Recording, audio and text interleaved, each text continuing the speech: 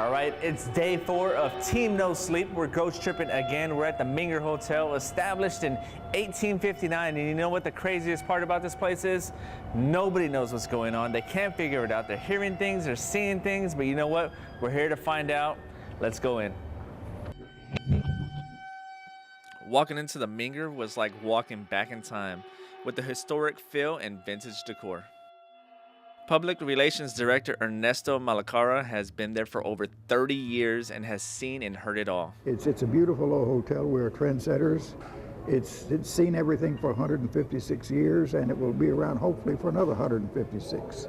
Historically speaking, we've had every person who was any kind of a name, a great name, stay at this hotel. We serviced no less than 13 U.S. presidents, either before, during, or after they were in office. Politicians galore, movie stars, stars of stage and screen, sports figures such as Babe Ruth, as we were talking about earlier, and others just like him who stayed in this hotel. In addition to famous people, the Menger has other special guests that have been spotted there as well and never checked out. You know, this hotel was built 23 years after the fall of the Alamo, so I firmly believe that only God knows what's really buried under this thing right now.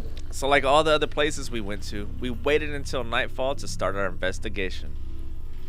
Look at all the artifacts that hold on to things. You know, like the spirit is like the most important thing when it comes to the body, right? Spirit over mind, mind over spirit, mind over matter. So imagine how many people are dead that don't even realize it, like Eric was saying earlier, that are still stuck here. Our first stop was the mirror on the second floor, the old area of the hotel. Stories have been told that you can see images going across as you look into the mirror. While Brian and I stared at the mirror, Eric and Ryan walked around the hallway to find another mirror. As they shot from afar, they can see what was another image right next to them. At that same time, their EVF meter went completely crazy. As we freeze the frame, you can see an unknown image between everybody. People are surprised. Some people actually lose their ability to talk when they're confronted with a situation such as this. But it's very, very true. We don't make it up. It's very, very true.